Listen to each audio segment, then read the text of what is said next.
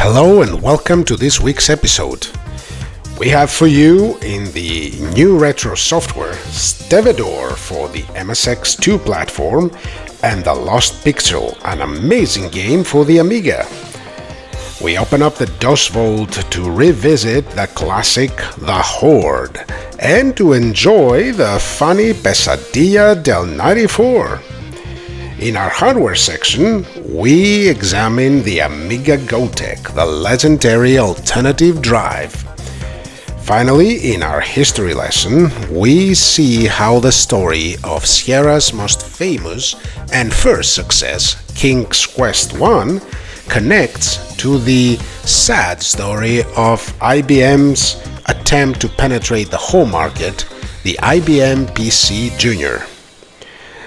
Also, we would like to inform you that from our next episode, you will see our show in a reloaded, reinvigorated form, the For the Love of Retro Reloaded.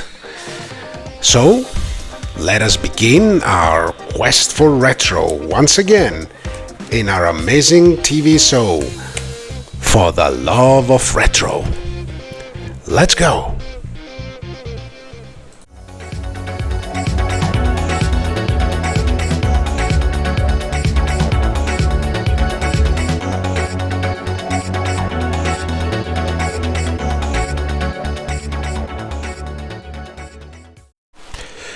Welcome to this week's new retro games reviews. We begin with Stevedore or Stevedore by the Nestruo and Wonder 2020. This is an amazing MSX2 game. It's a puzzle platformer about this little guy, Stevidore or Stevedore, I'm not sure how to pronounce it, who works at the docks and finally finds himself in an abandoned warehouse, and you have to find the keys to reach the lighthouse keeper. Now, the game is a puzzle platformer, like I said. It has excellent graphics, not the best that the MSX2 platform can provide, but they are so cutely and well designed that I'd put them above average. The game is very smart. The puzzles, sometimes they are more difficult than you might think. You always have to reach for the key in order to open the door and proceed to the next level. In case you've reached an impasse, you made it to a point that you used your resources in a wrong way and you cannot reverse the damage, you can press the stop key on your MSX, which will reset the current stage and allow you to begin all over again. But this will cost you a life. The music is a bit on the silent side. It is functional, it is good, but it could have been a little bit louder, a little bit more prominent. The sound effects are very good. Now see here, I've made a mistake that I cannot reverse, even though I tried. So I'll have to reset the round. There. Unfortunately, this cost me a life. Now I particularly like the structure of the puzzles. Some of them are made in such a way that you think you got it the moment you look at them. You say, okay, that's easy, I'll just push that there. And by the time you realize you made a horrible mistake, it's too late and you're already on your way to lose a life. Of course, the puzzles get more complicated further on. These, believe it or not, is the tutorial, which is integrated in the game as early stages. Once you complete the tutorial, that will teach you, as you can see, the basic logic of the game and how to solve the puzzles and what to avoid, you will be greeted with a very, very familiar screen and a touch of humor, I'd say. We'll see it in a minute. Let me just push this here. That's how you solve it. But let's go see that that funny screen, introductory screen I told you about. There. Sorry, Stevedore, but the lighthouse keeper is in another building. Mario, anyone? This is where the main game begins. And of course, the puzzles get serious from here and over. Now, like I said, this is a wonderful game. The puzzles are very good. Sometimes they're devious. The game is fast. It's really, really cute. I definitely recommend this game. It's extremely fun. If you have an MSX or if you want to play it on an emulator, definitely try it out. It's a wonderful surprise for a platform that gets less and less games lately. And definitely one of my top choices for the MSX2. And let's move on to our next game. It's the Lost Pixel for the Amiga computers by Amiga Factory.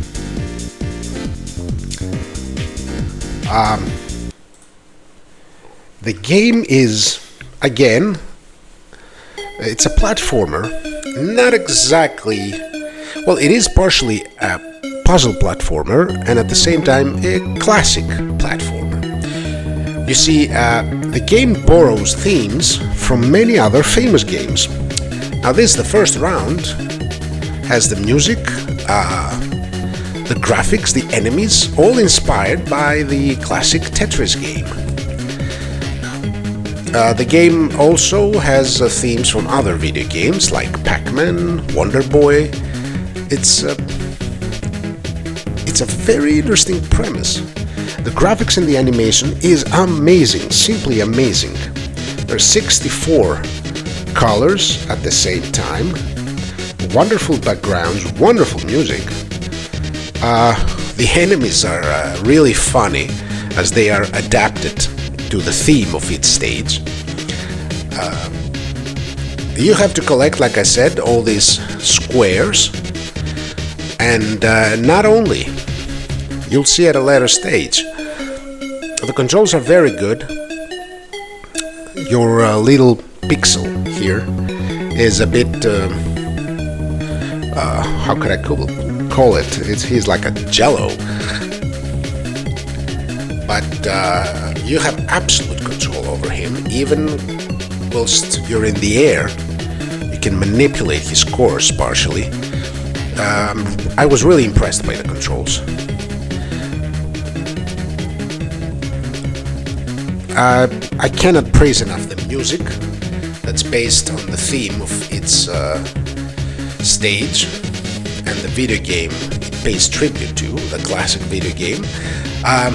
Let's see another stage here, which is based on the Wonder Boy. You see, the enemies resemble the enemies from Wonder Boy, the classic Wonder Boy. Now, there's also another mechanism in the game that puts some spice into it, differentiates it a bit. You see these red dots? I cannot pick them up in my form like this. Now these laser beams there, each time you touch one of those laser beams, depending on the color of the beam, our pixel is being transformed into a different kind of, let's call it creature. It has two forms, the square one, the classic one that we have here, and the red one. Now, in order to pick the white blocks, you need to be in the blocky form, and that means that you either have to stay in your original form, or you have to pass through a white beam.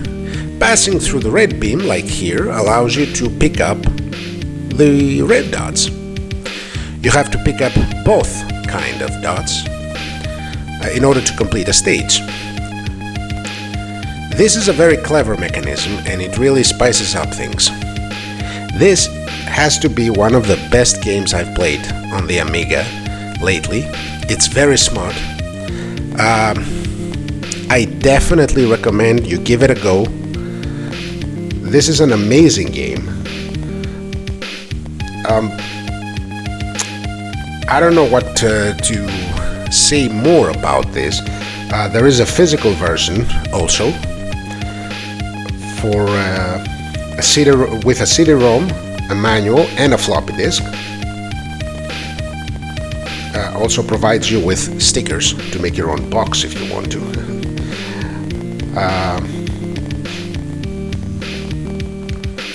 This is a smart game above all, and I believe that even more than graphics and good animation and all that stuff that this game provides anyway, I must say that, the most important thing as always is the gameplay, and a lot of effort, a lot of thinking has gone into the gameplay of this game. It's solid gold, truly. It has nothing to be jealous of big old productions by Ocean or any other Psygnosis, any other software house of back in the day. This is one of the best games I've played in an Amiga, and I definitely recommend you give it a go. You'll be missing out if you don't.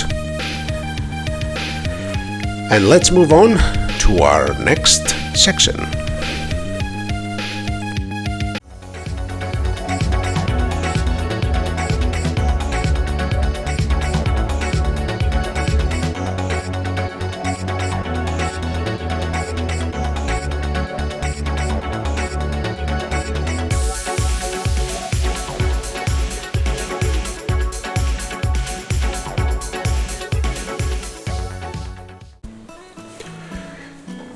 Hello and welcome to this week's hardware review. This week we have a famous piece of equipment for you, the GoTek floppy emulator. Now this is a wonderful piece of technology that's made our lives a lot easier. This one's bought from the Amiga Store EU. It's a wonderful device that comes to replace your floppy disk, tape recorder, or whatever you're using. It's working on a variety of computers: Atari, Amstrad, Amiga. Of course, today we're going to inspect its functions on an Amiga 1200. It's a simple device to use or even install yourself if you buy the appropriate cables. Now, we'll turn on our Amiga in a while. This is the screen that will tell us what game or program we're going to load. We load games from the USB slot right here. There is a reset and initialization button, and this is the connectors and a series of jumpers for various computers and drive letters, let's say. Now I have one already installed in my Amiga 1200 for quite some time, and we'll turn the Amiga on and see how it works. Now when you boot up the GoTek, you're greeted by this screen. This is the Flash Floppy software, and I recommend it. It's the best for working the GoTek. Now you choose the game you want to start or the program. I have them as usual in alphabetical order here. Let's go load up a game that should not run in my Amiga 1200. And I know what you're saying. Why would you do that? I have a reason for that. I want to show you how to get back to this specific menu when something or anything goes wrong, or when you want to just return to this. So let's load Badlands. It's the A500 version, and I happen to know that it has problems running on an A1200. Once you choose the game you want, you push F9 to save your selection, or F10 to save and reboot. Otherwise F9 and then F7. Now, see that here? You go here and you turn the rotor to auto boot, and then you reset your Amiga. And ta-da, we're back at the main menu. Now let's choose a normal game. Each time you choose another game, you choose a slot to save it, and these slots represent drive numbers. You can have theoretically up to 99 slots used, but don't do that, because to unuse them and deselect them is a real hassle. So let's choose, oh, no more lemmings. F9 to save our selection to the first slot, and F7 save and reboot, and there we go. The game loads up perfectly. Now let's go and see how things work. Great game, by the way. I hope you've played it. Let's go and see how things work when you have a game that's 2 discs or more. Now, if you press help, you get to see all the keyboard shortcuts to navigate the user interface. They're really simple. Okay, let's go back to our list, and we'll go and select a game that I know it works for sure. Let's say Turrican 3. Yes, let's go. It's a bit down the list. Sorry about that. Lots of games here. Lots and lots of games. And I believe we're a couple of pages further.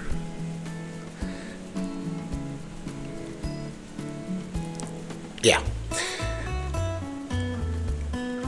Okay, now there are 2 discs for Turrican 3. So we tag the first disc here, there. We press enter and put it in the first slot. Then we go to the second disc, press enter, put it in the second slot. Now we can press F10. It saves and reboots. So, the specific game, that's why I wanted to choose this one, says when the screen flashes, swap discs. So it's, I'll show you the moment. It's right at the sign of Rainbow Arts, if I recall. Okay, here it comes. Here. Now what we do is, now that we need to switch discs, we go to the side of the Amiga, here, and we turn the rotor to disc 2.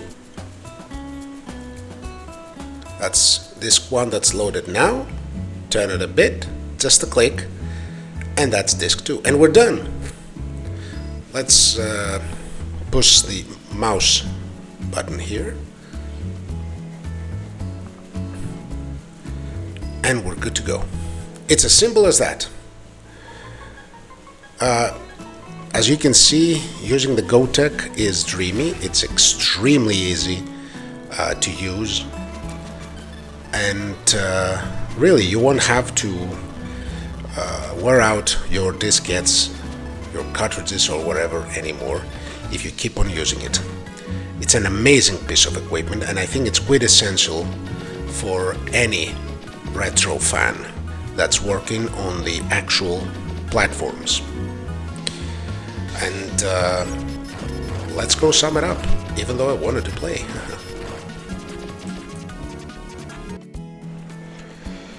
Now, what else to say about GoTek? It's one of the finest pieces of equipment for retro fans for their computers. I will remind you again that the GoTek works in a variety of computers such as Amiga, Atari, Amstrad, Acorn, even Amstrad CPC, ZX Spectrum Plus 3 as a replacement for the really hard to find 3-inch discs. And also it can even work on a PC as a replacement drive for these old DOS games you want to load. It's an amazing piece of equipment. There are two different biases to flash in its ROM, two different types of software to function it with. But the one we showed you is the most practical, the floppy emulator. It's not an expensive device. It comes in a variety of models, with or without the rotor or the LED screen. You can cut it down to size for your budget. If you want a practical way to load your games and not wear out those old diskettes and cartridges, this is the way to go. This is a 3 thumbs up, not just 2 from me. And let's move on to our next section.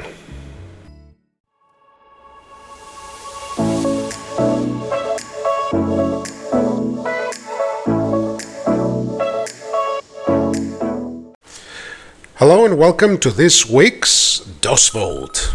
We begin with the funny game Pesadilla del 94. I don't know how to say 94 in Spanish.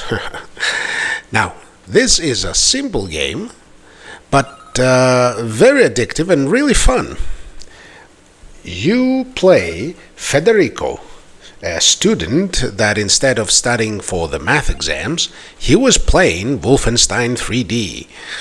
And now you have to search all the classrooms in order to find the answers for tomorrow's tests. Naughty, naughty. But you have to avoid the joysticks that roam the classrooms, that they want to distract you from your purpose.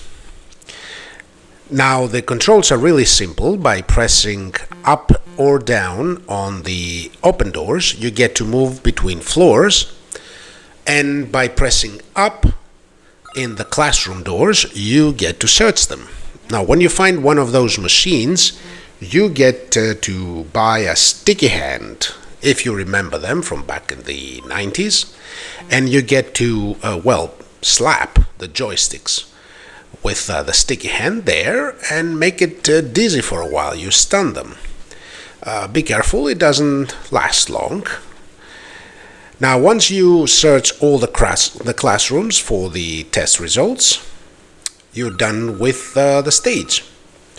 The game does get more difficult as time goes by, as you proceed further into the game, and it needs quite good and fast reflexes. It's a simple platform game, but it's really fun. The concept is original, if nothing else. The graphics are well made, they're like cartoons. The music and the sound is very good. It's nothing to wow you, but if you want a simple game that's really fun, one of those games that you play for half an hour just to relax and have some fun, this is an excellent example of such a game. It's by One Popcorn.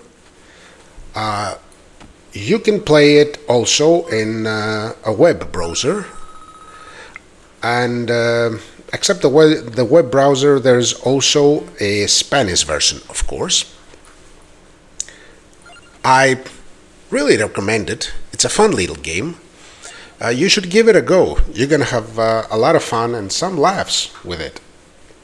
And remember your youth. So let's move on to unlock the vault for a classic strategy action game that most of you might remember, the Horde. Now, the Horde was a game back in the day that started life in 3DO and was ported to MS-DOS and Sega Saturn.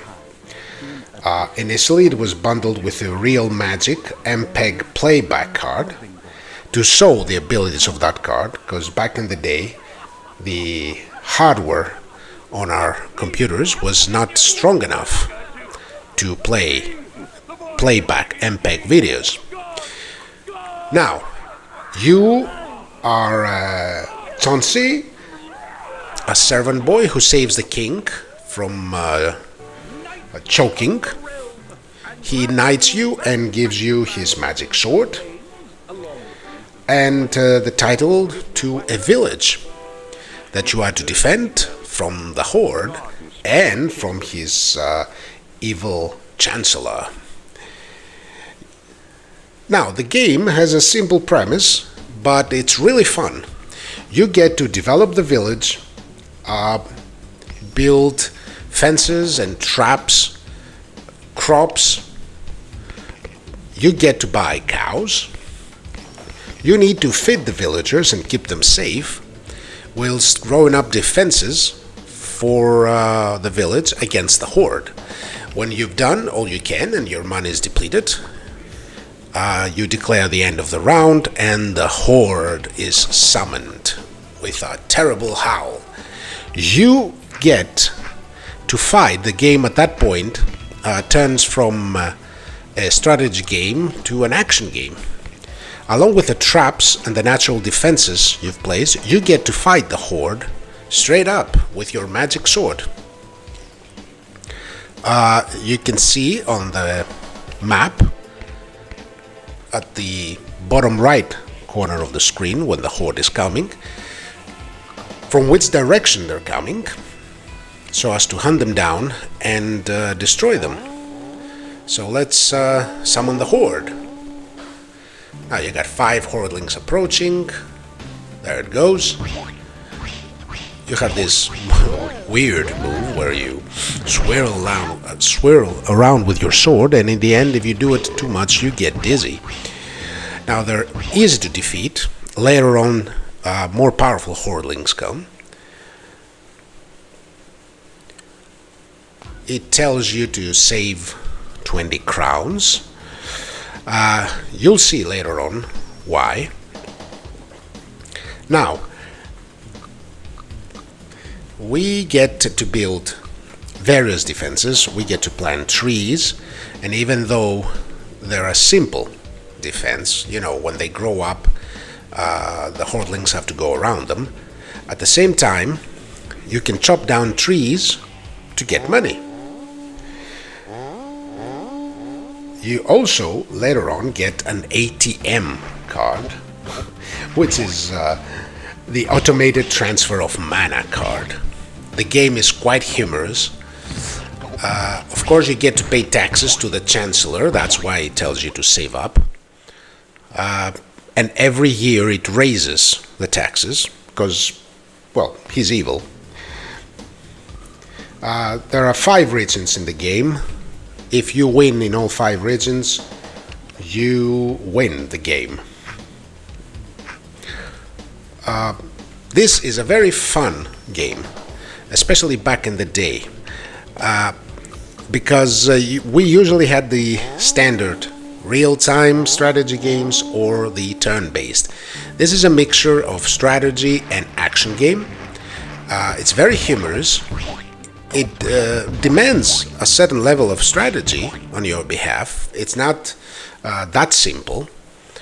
The graphics are very good and very well animated. The sounds, the music, the speech, everything is of high standard. Let's not forget that this was a 3DO exclusive initially. I do recommend you revisit it if you played it back in those days, because you're going to have a lot of fun with it. If you've never played it, by all means you should try it, because I don't think we have something this unique even nowadays in modern systems. There's the Evil Chancellor, 20 crowns this year, and of course raising it to 70 crowns for next year. You get to save your game after its season, and you get to buy stuff with your ATM card. It's a great game. It's a fun game. It's a funny game, and I definitely recommend you give it a go. And let's move on.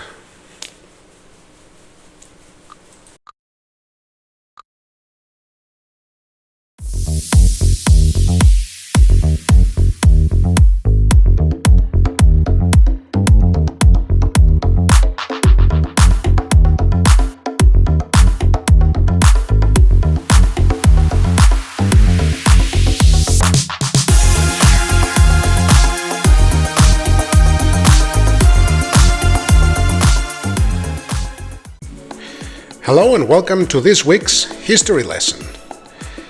This week we have the exciting story of IBM PC Jr. and its connection to one of the most successful adventure games ever. Now that story links IBM, the powerful technological conglomerate, with Sierra Online, our favorite company. Now, IBM back in the day held tight the professional market of computers, but there was one market they could not penetrate in: the home market. Mostly because their machines used to cost as much as a small house back in the day. So they decided to design a computer specifically for that market, and its name was IBM PC Jr. Now, PC Jr. was supposed to be IBM's entrance to the home market, but in order to do so, they needed the software to support it. And by software, we mean, of course, video games. At the time, Sierra Online was still a small company. It was not the majestic creators that we came to love. Actually, back in those days, Sierra Online had only designed, well, this along with a mystery house.